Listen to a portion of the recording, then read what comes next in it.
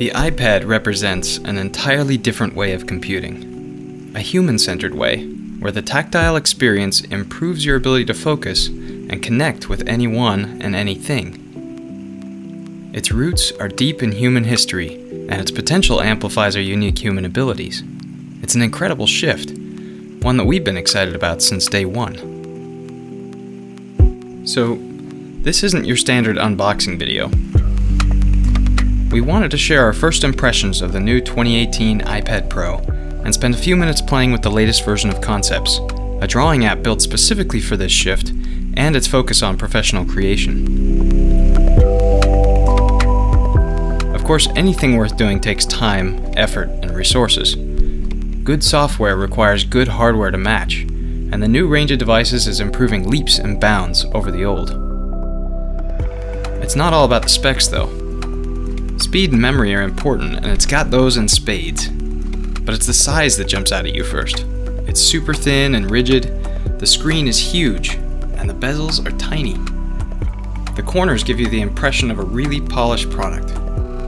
It's better proportioned, more balanced, easy to toss in a bag. And if you notice, you can actually reach a bit further on screen with your thumbs.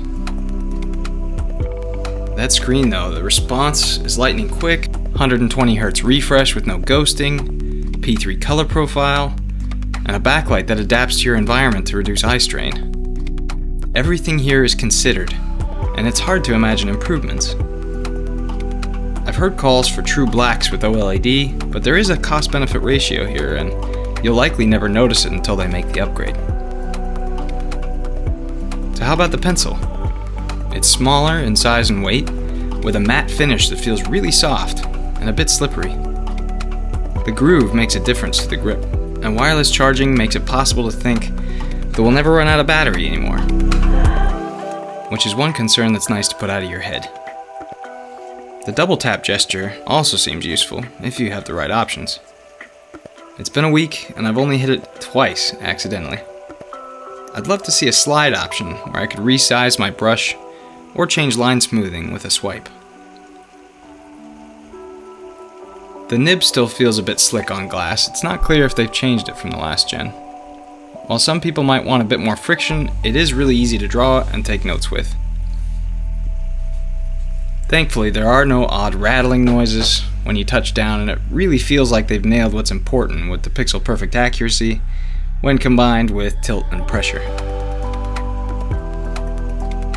Here it is compared to a few other devices, like the 13-inch Surface Book 2 and a slightly older Samsung Tab S3. Both of these devices are extraordinary. They push the industry forward, which we really appreciate.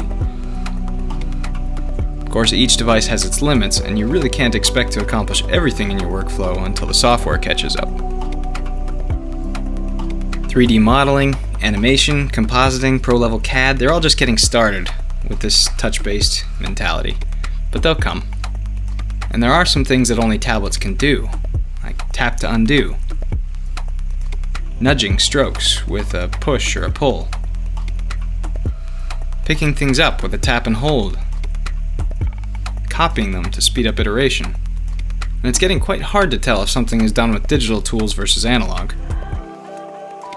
For artists and designers, it's a powerful new way to express yourself, and that flexibility is freeing. We've come a long way since stone tablets and papyrus.